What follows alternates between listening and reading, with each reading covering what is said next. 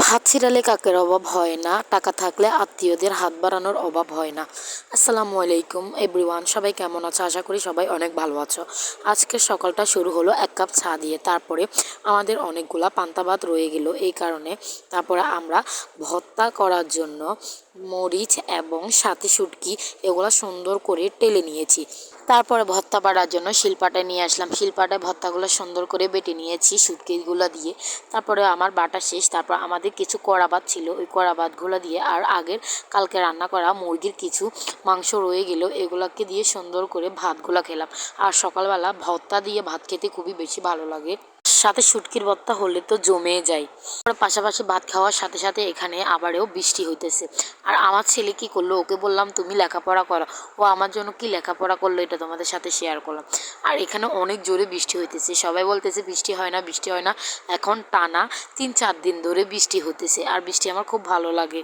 দুপুরে রান্না করার জন্য কি কি রান্না করব এগুলা খুঁজে নিতেছি। আর আমার আম্মু এগুলো সব কিছু কেটে নিয়েছে। এখানে মায়েরা তারপরে হচ্ছে যে কদু শাক এগুলাকে কেটে নেওয়া হয়েছে, সাথে আবার মাছও কুচি কুচি করে নেওয়া হয়েছিল। মাছ দিয়ে টমেটো দিয়ে সুন্দর করে আমার আম্মু একটা রেসিপি করে, ওই রেসিপিটা খুবই বেশি ভালো লাগে। তারপরে অনেকগুলো আমাদের টমেটো আনছে, টমেটোগুলো এখন টমেটোর মধ্যে পোকা ধরে যায়। তারপর আমি টমেটোগুলোকে সুন্দর করে কেটে নিতেছি আর দেখতেছি পোকা আছে কিনা। তারপরে এগুলোকে কেটে ফ্রিজিং করে রাখবো, কারণ পরে আর টমেটো পাওয়া যাবে না। আর টমেটোগুলো সবগুলো কেমন যেন নষ্ট হয়ে যাচ্ছে। তারপরে এই টমেটোগুলোকে 4 ভাগ করে কেটে নিয়েছি। কেটে নিয়ে দইয়ের ভিতরে বক্সের ভিতরে ঢুকাই, তারপরে এগুলোকে সুন্দর করে ফ্রিজিং করার জন্য ডিপে রেখে দিয়েছে। তারপরে আমাদের ঘরের যে অবস্থা, বাজে অবস্থা হয়ে আছে, এখান দিয়ে বৃষ্টি হইতেছে আর এখান দিয়ে যেহেতু আমাদের ঘরটা খুবই ছোট, এই কারণে ঘরটা এলোমেলো হয়ে আছে। তারপর আমি সুন্দর করে ঘরটাকে আবার পরিষ্কার করে নিয়েছি। দেখেন ঘরটা পরিষ্কার করার পর এই অবস্থা। আসলে ছোটোখাটো ঘর হলেও ঘরকে যদি সুন্দর করে পরিষ্কার করে রাখা হয় তাহলে ওই ছোট্ট ঘরটাকেও খুবই বেশি ভালো লাগে। আর আমার বাচ্চা এখানে আমার আম্মুর মেশিন দিয়ে ও সেলাই করতেছে, ও সবসময় অন্যান্য মেশিনে বসে থাকে। তারপর আমি এই পাখে আপনাদেরকে শেয়ার করতেছি যে কিভাবে আমি ঘরটা গোছালাম, এগুলো সুন্দর করে আপনাদের সাথে শেয়ার করতেছি।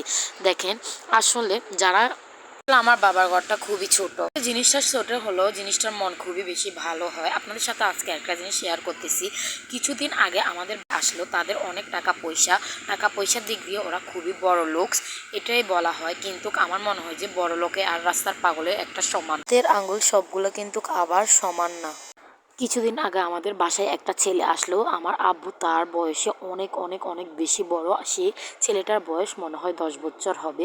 তার বাসা থেকে শেখানো হয়েছিল আমার বাবার নাম ধরে আমাদের ঘরে আসার জন্য।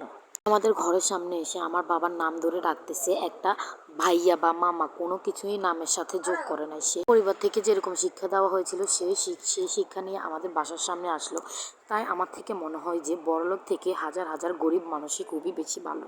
আচ্ছা যাই হোক, আমি কিন্তু সবাইকে বলতেছি না। এর পাশাপাশি আমি মুখের জন্য একটা ফেস প্যাক বানালাম, সেখানে শসা এবং টমেটোর রস, তারপরে সাথে আবার বেসনে দিয়েছি। তারপরে দেখতে দেখতে আমাদের দুপুরের খাবার এবং রান্না করা শেষ। তারপর আমার খাবারগুলো খেতেছি। আল্লাহ হাফেজ। সবার থেকে যদি ভালো লাগে সবাই লাইক কমেন্ট করবা। সবাইকে ধন্যবাদ।